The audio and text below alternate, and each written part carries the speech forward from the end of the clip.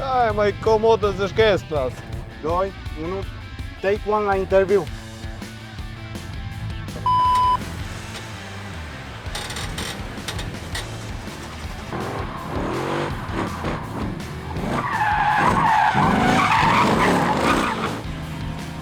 Bă, ce rău să dau ăștia?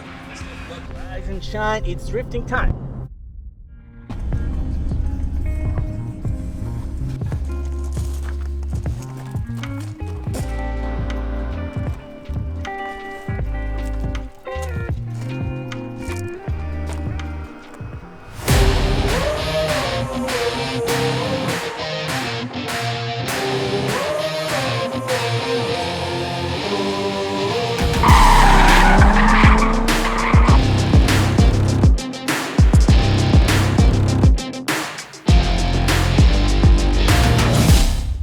Eu din nou la drift, de data asta am venit la tandem, cursul de tandem la My Way Jeffsco.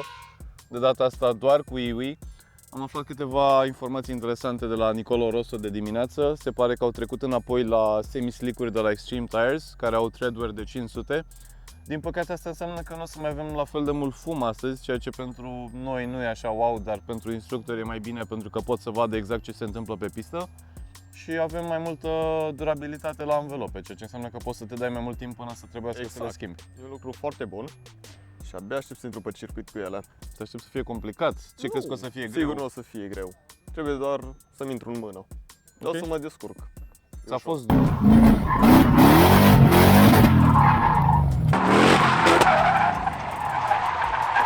Ți-a fost dor? Au trecut deja 3 luni. 3 luni. Normal că mi-a fost dor. Dar nu vom face așa ceva pe stradă pentru că suntem niște oameni cu capul pe umeri, de aceea am venit la circuit. Da, foarte bine. Mulțumesc. Știu că data trecută te-ai dat cu Iu gri. Astăzi pe ce ai pus ochii?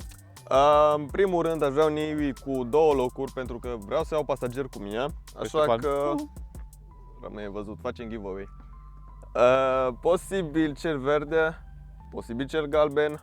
One eternity later. Ala bala Porto, asta.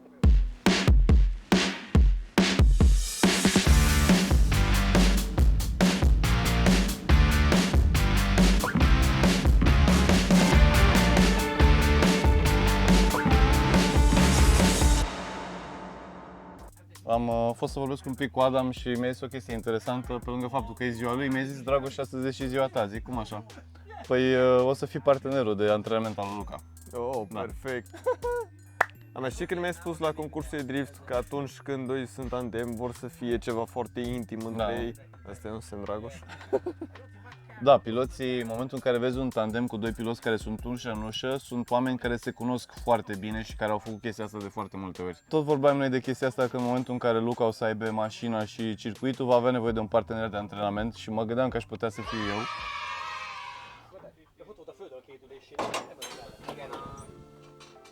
Au trecut 3 luni de când am fost aici la My Way Drift School în Ungaria, la Tokol.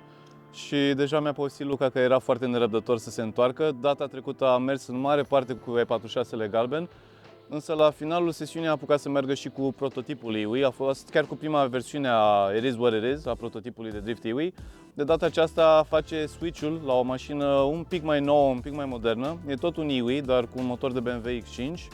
S-ar putea să fie un pic mai puternic, un pic mai responsiv.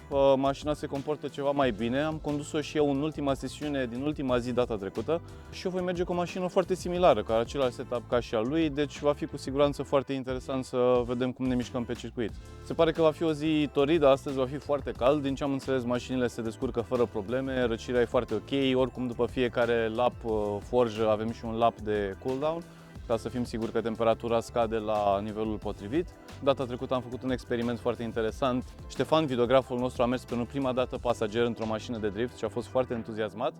De data aceasta Ștefan l-a înlocuit pe Ștefan, avem un Ștefan nou pe fane rafală și o să încercăm să îl băgăm și pe el într-o mașină să vedem cum reacționează.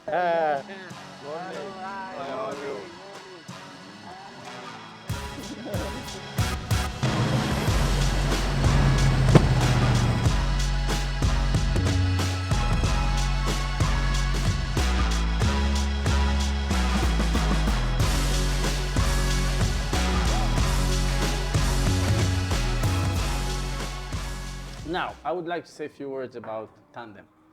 First of all, I think this is the best thing you can do with a car, by far. The sensation is amazing. Whenever you have one good run, your first ever good run in life, going behind a car, tandeming, this is a mind-blowing thing, really. Now, the second thing which I can say about tandem, it's totally overrated, okay? It's totally overrated. If you know how to drift, how to control your mind, okay? It's not that difficult as you think about. Most important thing in tandem is to mimic, okay? It's not to be close. So this is a right way to mimic the leader. It's the same angle. At the same time, the car is making the transition. Today, we're not competing, we're nothing. We're just here to help each other, to learn and practice good tandeming, okay? Any questions? Okay. You, Luca? No. Okay.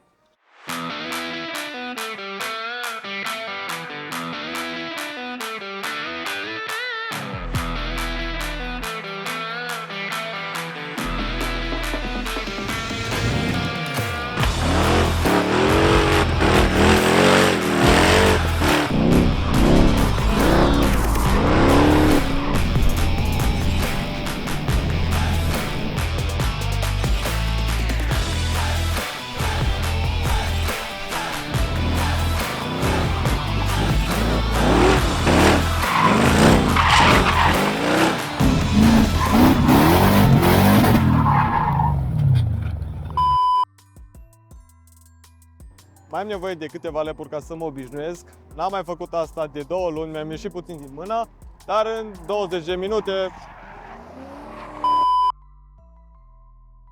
De ce am schimbat mașina? O întrebare foarte bună, pentru că nu mă ajută înălțimea. Mașina albastră era mult prea în spate și nu ajungeam bine la ambreiaj. Ulterior am trecut în noua mașină verde, pe care am ales-o de la început și am schimbat-o, nu înțeleg de ce. Fiind o mașină nouă, prototipul ăsta se simte total altfel, pot să abordez un mai mare, am mai multă aderență și mai multă putere.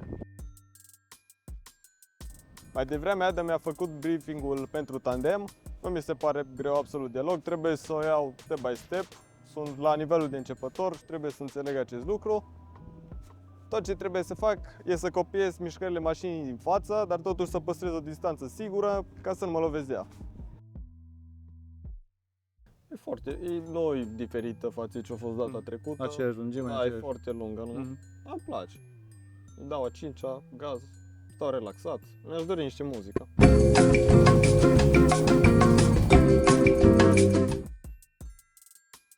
Foarte, mi-a zis să nu ies din casă. După m-am motivat și am zis, la aia, Luca, las. Câtă lume se poate uita. Aparent v-ați uitat peste 200 de oameni. Mulțumesc frumos! Le-a plăcut foarte mult ideea, le-a plăcut mult mai mult faptul că m-am lăsat de moto și că aici e mult mai safe, mai spectaculos și încă foarte multă lume mă întreba cum se desfășoară o cursă de moto. Și mi-era greu să le explic că ei stau într-o tribună, eu trec cu motocicleta cu vreo 300 la oră în momentul în care mă vezi pentru o secundă maxim și mă mai vezi în 2 minute când fac o tură completă de circuit. Da. Explicându-le că la drift totul se întâmplă în fața lor, erau mult mai hype.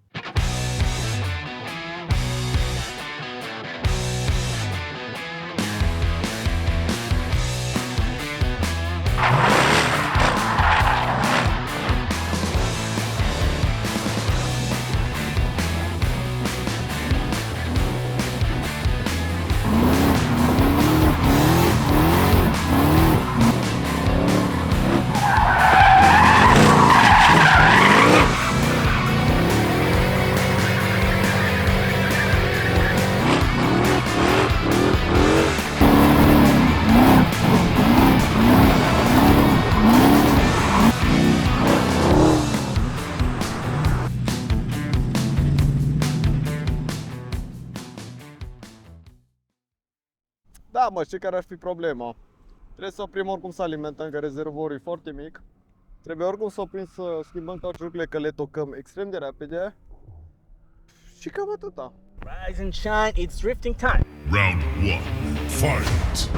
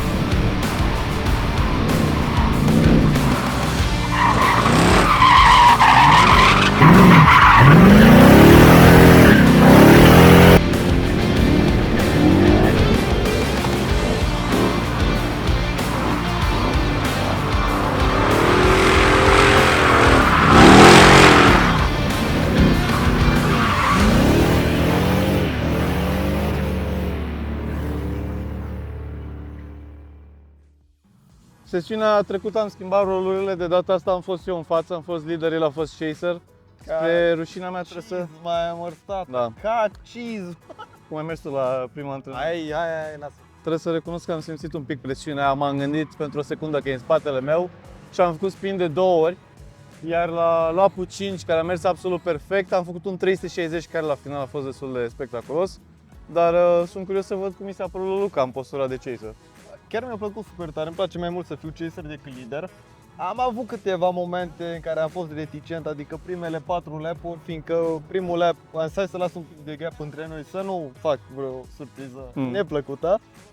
În al doilea, în al treilea ai făcut spin și eu mă luptam cu frâna să o apăs cât mai tare, dar nu ajungem și dădeam acolo. Nu știu, am fost atât de in the zone încât efectiv n-am auzit nimic, n-am mai simțit nimic. Nu știu cât de aproape ai fost, foarte aproape sau...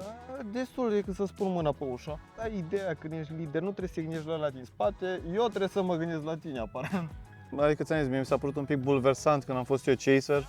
Când mă tot uitam ba la tine, ba mă uitam la clipping zones și m-a pierdut așa un pic. Nu te-a debusolat chestia Nu, asta? mi-a fost foarte ușor, fiindcă mi-a spus Adam să mă uit la rata de față și mă uitam după ea, fiindcă tu treceai în clipping zone cu rata. Și atunci eu mă uitam la rată, unde mă uitam, merge și mașina. Deci automat loveam clipping zonele și veneam la Da, proximitate. cumva un copiai trasa mai ușor așa. Ce făceai tu, făceam și eu fără să-mi dau seama, nu am vizual.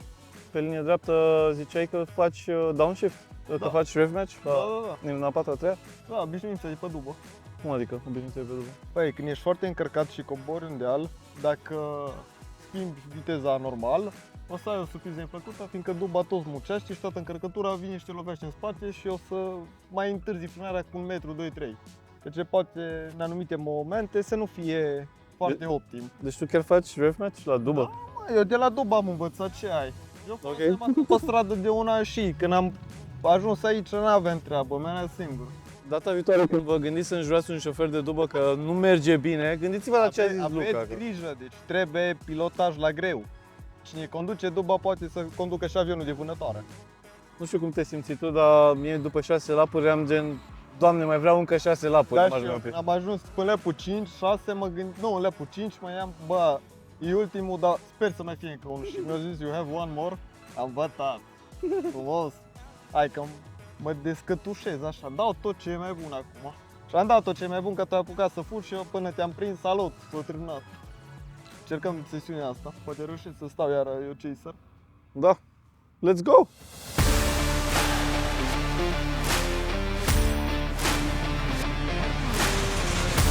Final round. Fight!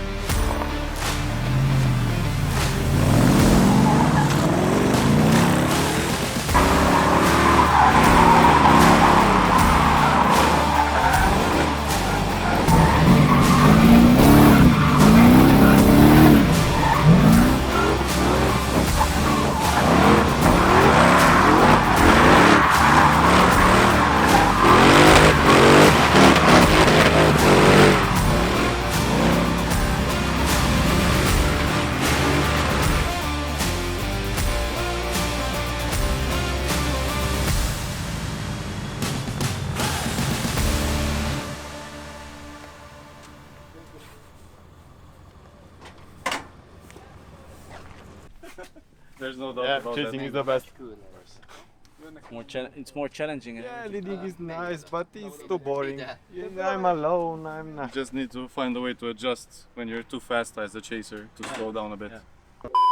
Hola mami, que guapa. Asta a fost reacția lui când a văzut mașina de dimineață. Na, rupere. Se obișnuise cu aia gri, care e un pic mai răpciugoasă. Băi, nu uiți că e repciugos.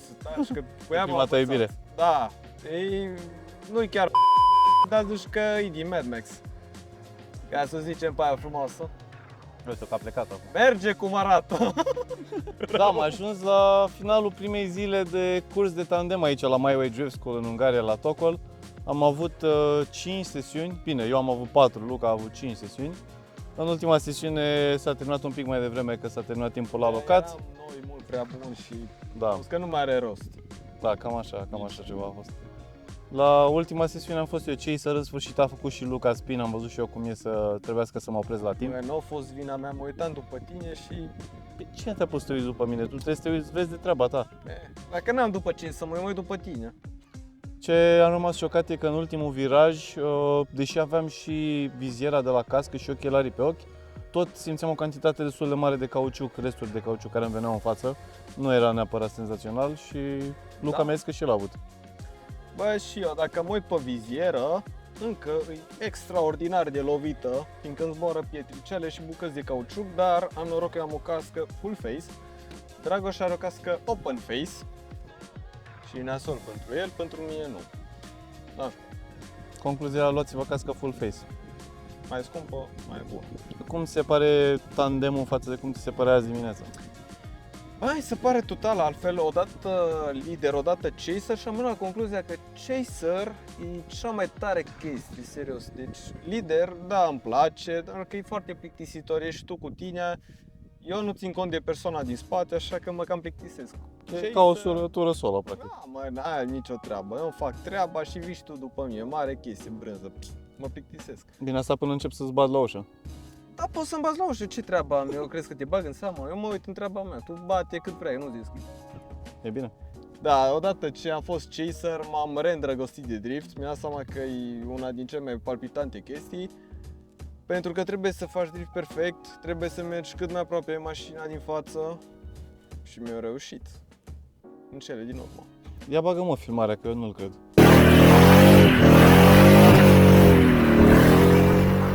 Astăzi a fost și ziua lui Adam Frank, a sărbătorit 47 de ani. I-am adus o machetă BMW 30 M3, pentru că, din păcate, E30-ul lui s-a dus, l-a vândut după 15 ani. Sperăm că i-a plăcut M3 E30 Yokohama. Sigur, eu a plăcut, ne ce fericit era. L-a pus acolo sus pe Da, frigider. l-am pus acolo la colecție. Cum intri, îl vezi. Ia nostru. Acum Dacă veniți pe aici, noi am fost primii. ne trebuie machetă cu Igui acum, să avem acasă. Stai să-mi fac acasă. Verde albastră nu-ți pasă? Nu, vreau să-mi iau asta benzină în casă.